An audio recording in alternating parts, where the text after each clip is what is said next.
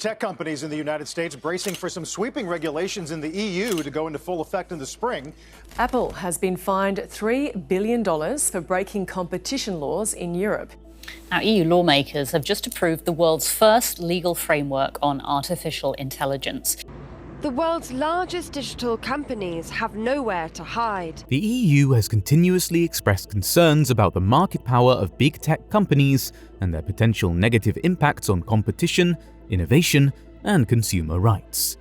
Attempts to regulate these companies have included investigations into anti-competitive practices, discussions on implementing stricter rules for online platforms, and calls for greater transparency and accountability regarding data usage.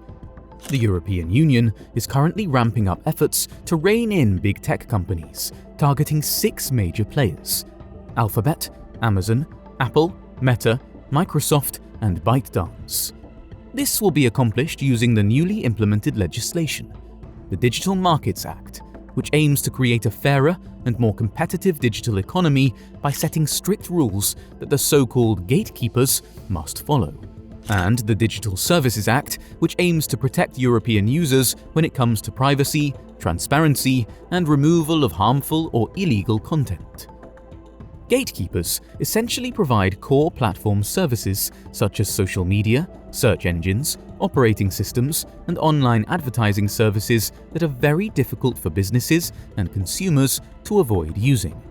Aside from that, they also have an annual turnover of above 7.5 billion euros, $8 billion, or 45 million monthly active users inside the block. While the companies have seen incoming EU regulations on the horizon for some time, inclusion on the official gatekeeper list cements their legal obligations to comply with the new rules or face hefty fines of up to 10% of the company's total worldwide turnover, which can easily go up to 20% in case of repeated infringement.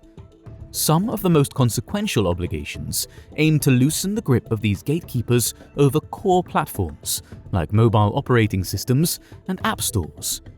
Apple and Alphabet, for example, may soon need to enable iPhone and Android users to easily uninstall pre-installed apps if desired. Data collection and targeted advertising practices are also under scrutiny. Facebook and others may need to refrain from harnessing data collected from third-party sites and apps for ad targeting without explicit consent. Under the legislation, firms will be blocked from sharing data between different platforms and unable to give favorable treatment to their own products in online search results. Messaging interoperability is also a priority, meaning that users of WhatsApp and Telegram, for example, may seamlessly migrate from one app to the other.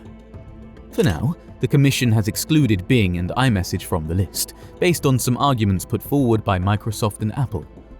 According to the Financial Times, both companies are maintaining that these two services are too small in the EU to be targeted.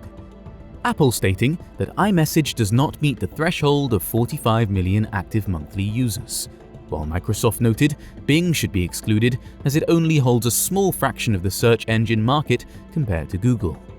However, further investigations are underway to determine if these exclusions should stick.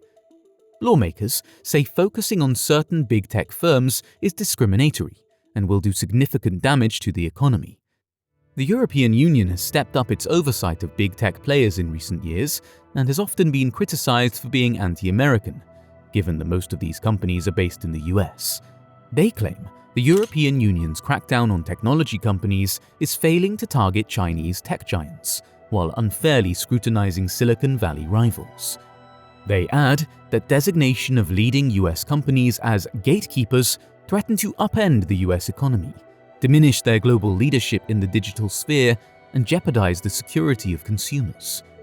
While big tech giants have pushed back for some time against the incoming constraints, European officials have been careful to frame the regulations as being about creating fair competition, not an attack on successful American companies.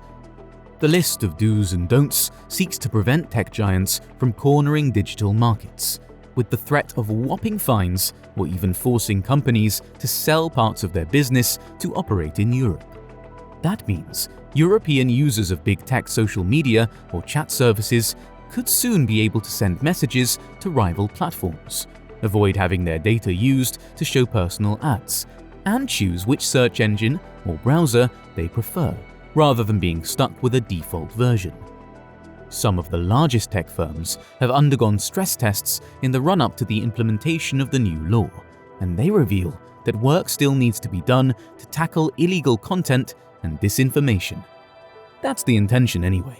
It remains to be seen how exactly the gatekeepers will modify their tightly controlled ecosystems to adhere to the long list of the Digital Market Act, DMA, do's and don'ts.